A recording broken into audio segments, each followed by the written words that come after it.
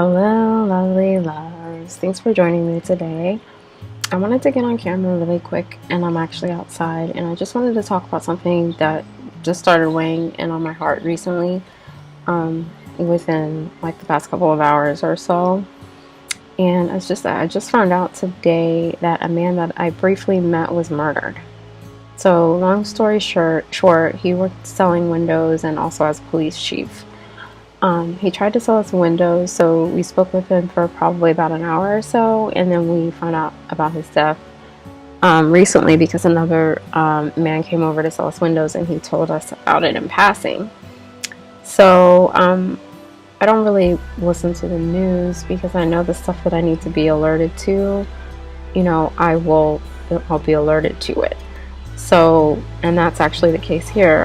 When I met him, there was this mystical air around him because he had a lot of name significance there within his name and in my life. So anyways, the meeting that I had with him wasn't really significant in itself. He didn't talk about him being a sheriff or anything. We mostly just talked about owning a home and our kids. And that was enough to fill, that's enough to fill days of conversation, really, if you stretch it out enough, and I definitely can talk. So, anyway, his former coworker today told me that he was just doing the police job for the health insurance. I can't really speak on anyone's specific reason for becoming a police officer. But what I do want to do is discuss the holes kind of just in the judicial system and then the image of law enforcement. Just look at the word law enforcement. So what help is there enforcing? What peace is there enforcing? What love is there enforcing? Why do we feel that we need to be forced to act a certain way? Actually, when I first met my now husband, he wanted to be a police officer, and I couldn't exactly figure out why I had such a distaste of it and why it bothered me so much. I mean, of course, since I'm experiencing my life as a Black woman, there have been countless examples for why I would have distaste for law enforcement just by the treatment of close family members like my father or brother or other close relatives that were treated unfairly or incorrectly by them. And this is the case for most people of color. They will have these experiences shown to them in that way. And I had mostly gotten past that with the birth of my son, so it wasn't really that was bothering me, but now it's starting to be more clear why that was bothering me, and it actually comes down to symbols and the symbol of a gun. I mean, everything that we work with in this reality is based on symbols. So what really is the symbol of a gun? What symbol does a gun carry? I mean, in my experience, and from what I'm told, a gun is a symbol of death. I mean, it's a symbol of ultimate control, destruction, and pain. Specifically pain. And a manipulation of us by our need to want to be, to have life. I think something just bit me. Talking about pain, right? So, we gave it this meaning. We gave it this meaning of destruction. We gave it this meaning of pain. And that's something that we put with it. So we put that connotation with it. It's synonymous with it. And, I often dream of a world where weapons and guns, they don't even exist. Like, where would they even come from? Like, where would that word even come from? That's the world that I want to live in. So trying to solve a problem at the level of the problem will never provide a solution. Trying to control beings who are free will never bring peace, love, joy, or light. At one point, I've only actually called the police myself once in my life, and at one point in time at least, and I immediately regretted it after I called them. And it wasn't because I didn't need the help or the assistance, and it wasn't because they were assholes or anything like that. It wasn't anything like that. They were doing the best that they could. It was because they were holding guns cocked when they came up to me. And while it was true that I did call them because there was a stranger in my house and I didn't know what his intentions were fully, I did not want the pain and the death. I didn't want that symbol anywhere near me or the situation. It brings with it death. I didn't want to harm anyone regardless of anyone's intentions. I had called for help to get into my apartment because I was, someone was there unwilling to let me in. And it brings, but the gun brought with it an air of fear. And I'm sure that the police, that there's an attraction to fear, that, I know there's an attraction to fear. And maybe I'll do a video on it, and maybe there's some adrenaline rush and attraction to that police officers are attracted to, and that's why someone may be attracted to that profession. My point is that when you carry a gun, there is a part of you saying to the universe that you want death. Guns are symbols of death. There is a strong charge that comes with them, and only a person who lives in fear would carry a gun. And I've cried over his death because I'm emotional, and I can clearly remember him talking fondly of his children to me. So I have that connection with my children, so it did kind of hit me a little hard because we shared so much of our connection with our children to know that he had been murdered. I know that the symbols and the decision were his own. Unconsciously or not, we're free, and there is nothing that's done to us without our consent on some level, even if it is unconsciously. Our society does not promote peace. This is clear by the profession of law enforcement. Our society promotes control. That's what it promotes. It doesn't promote peace, it promotes control. If police officers, had no guns and they really only wanted to help provide peace toward everyone in a very peaceful manner, I know I wouldn't have felt that immediate regret upon approaching them in Manhattan that day. I'm sure that Eric wanted to help, but the symbols that he was represented, the symbols that he was using at the time were representing force and fear, and that which you seek to control will inevitably provide you with resistance.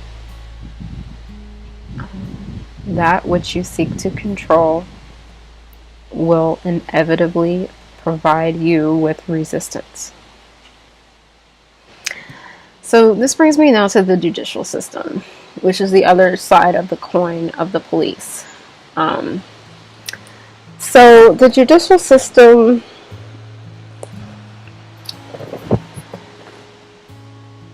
is not really in place to help anyone either. Everything is either an extension of love or a call for love. We are really not capable of doing anything besides extending, sharing love, or calling for it. That's really all that we're doing, but we've come up with millions of different ways that it looks like we're doing that. And we extend most easily through ideas because they're most easily shared. Calls for love varies in degrees of fear, and that's usually how they're kind of portrayed out there in varying degrees. The man who shot Eric has a clip about him, which I'll play right now. Hello. police chief is dead, along with 2 women and the gunman, following a shooting spree today in Kirkersville. Good evening, everyone. I'm Colleen Marshall. And I'm Mike Jackson. Tonight we have live team coverage. Courtney Yoon spent the evening in Utica. That's tonight where she's learning more about the accused killer and his alleged violent past. More about the criminal history of the suspected shooter, 43-year-old Thomas Hartless. Earlier today, BCI investigated his parents' home, where he often stayed. NBC4's Courtney Yoon reports from Utica with the neighbor's account of his violent past. A neighbor who lives across the street told us today that she feared for her safety whenever Thomas Hartless was around. She tells us back in March she helped rescue his girlfriend after he had brutally beaten her. She ran for our door, and he drove in the yard. He accelerated, almost ran her over. Connie Long lives across the street from the Hartless residence. She rescued Thomas Hartless's girlfriend, Marlena Medrano, after he attacked her back in March. She was bleeding from her head and face, shaking terribly, difficulty breathing. Long is a medic and was able to treat Medrano's injuries. I said that day if we had not been home, I really felt he would have killed her on the porch that day. So, but I don't know. It just kind of got prolonged, I guess. According to court documents, Hartless was sentenced on March 23rd to 90 days in jail for the attack. He was released on April 11th. I knew once they let him out, revenge would be on his mind. Long says she made several calls and even put out a plea on Facebook, warning people of how dangerous he was. I called, and I called, and I called. And it was like I had no voice. So now that we have a police officer dead and these other innocent people dead, maybe someone will listen. Hartless has been accused of killing Medrano and 2 others, including a police chief, at a nursing home earlier today. Sad day, but also frustrating because it could have been prevented. And that's the part that's really kind of hard to swallow. But the judicial system, I don't know where the break is, but there's definitely something that needs addressed. In 2010, Hartless was sentenced to 15 months in prison on charges of aggravated assault and aggravated menacing. After serving 8 months, he was granted judicial release and placed on community control for 3 years. In Utica, Courtney Yoon, NBC4. Notice how she claimed he was dangerous, and to me that's showing that he was never really helped in her perception, because she's still seeing him as a threat. Prison is really not set up to help anyone. It's created as a holding cell for slave labor. How can we expect to rise above fear if we cannot even attempt to aid the truly fearful? So the man was a degenerate, or maybe he was drug addicted, which actually means he was depressed. See my video on depression. A woman noticed this and she tried to call, the judicial system for assistance, and she wasn't given any because the judicial system is not actually set up to help anyone. So the victims are set to be vindicated by placing the perpetrators in a cell.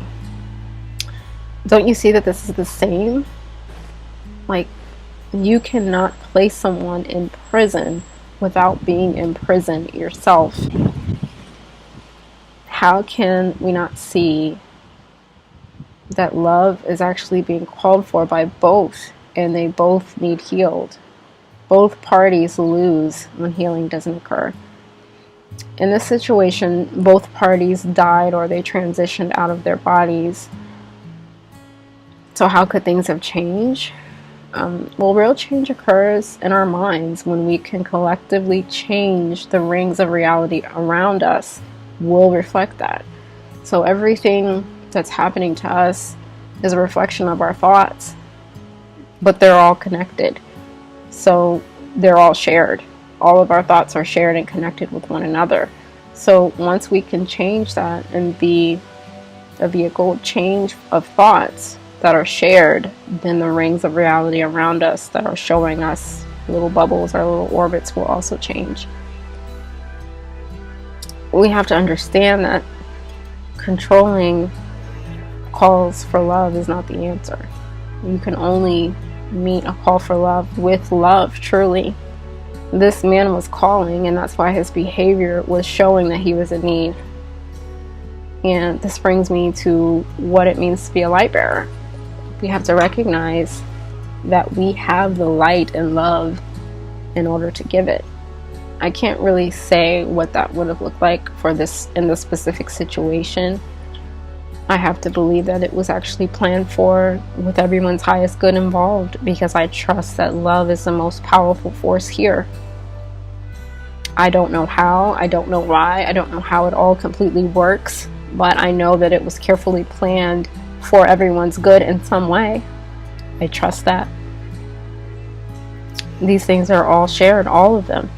All of our thoughts, all of our connections that we're making, they're all shared. So I wish to be an agent of change to raise the frequency of all of our consciousness. And our reality is showing us the results of our choices and our beliefs. We can choose again. We can choose peace. We can choose love. We just need to rethink where we place our faith. Thank you. From my heart to yours.